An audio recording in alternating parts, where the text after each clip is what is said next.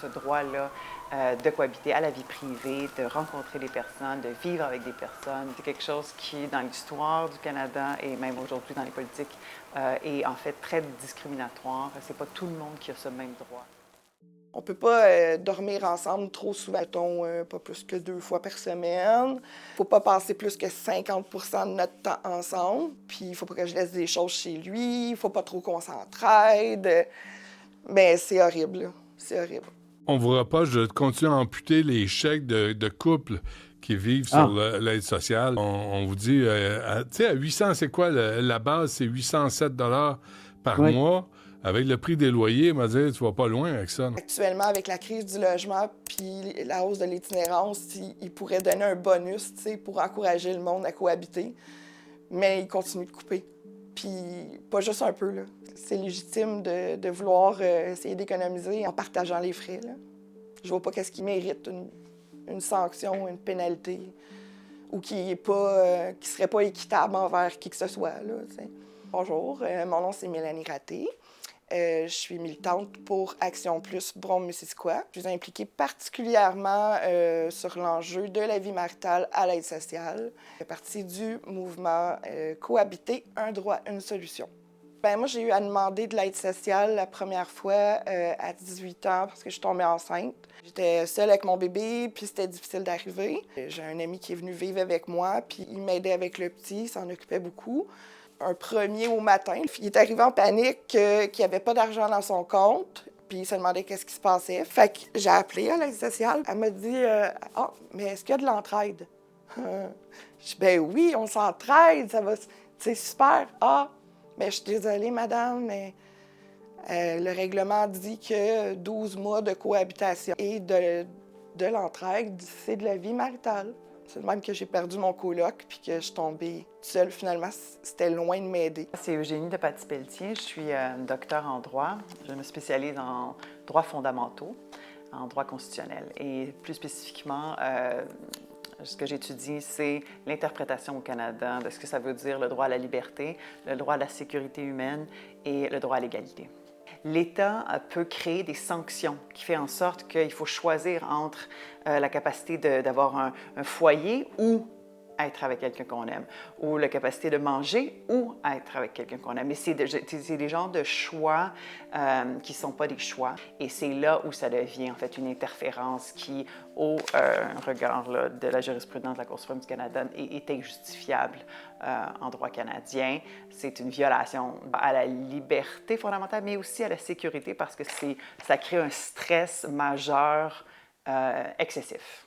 Le fait d'aller jouer dans les questions de vie privée. Autour de mes 37 ans, j'avais des problèmes de santé. Mes arrêts de travail sont devenus un petit peu plus permanents. J'avais plus rien, fait que j'avais pas le choix de demander de l'aide sociale. J'étais en couple déjà depuis 7 ans. J'avais pas droit à l'aide sociale, pas en tout, à cause que mon chum travaillait. On peut pas vivre avec quelqu'un qui a un revenu d'emploi ou un quelconque revenu, là. Ça impose une dépendance économique.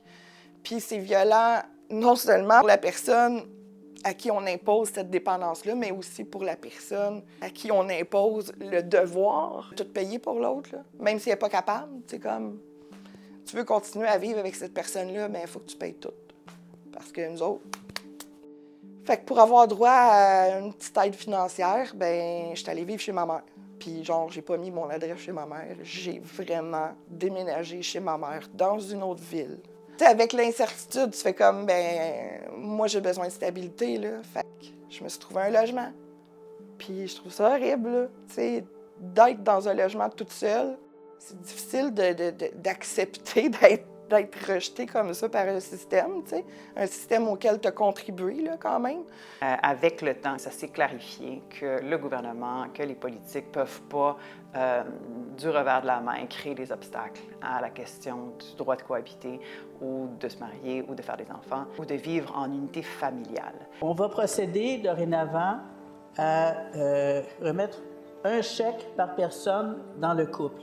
Parce que jusqu'à maintenant, c'était un chèque par couple. C'est pas fait, on le sait plus, parce que le discours varie, tu sais. Maintenant, un chèque par personne, Monsieur le Président. Ah, cool. Mais non. C'est pas encore appliqué. OK, ça va s'appliquer quand? La ministre répond pas à ça. Elle répond que... La loi 71 permettra, dans son déploiement, à chaque personne dans un couple d'avoir sa juste part. La seule source d'information qu'on a par rapport à l'application de cette individualisation-là des versements, c'est dans le plan de lutte à la pauvreté, le dernier qui a été déposé. Il y a un montant de prévu pour cette mesure-là, mais seulement pour le budget 2028-2029. Ce ne sera plus le même gouvernement, puis c'est pas solide. Il faut commencer à se détacher de ce que les fonctionnaires font et plutôt aller déposer un projet de loi qui dit on peut traiter la question différemment, voici comment ça serait si on change la loi pour l'assistance sociale. Ce projet de loi-là, c'est comme pour le vote des femmes.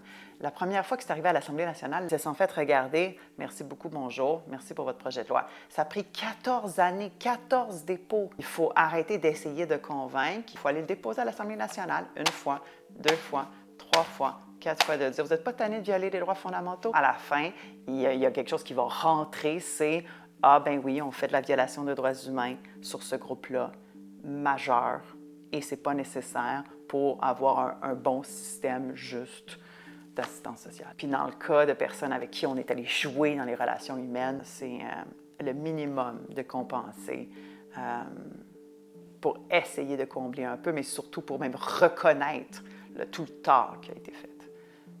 Il n'y a pas d'ouverture à des changements.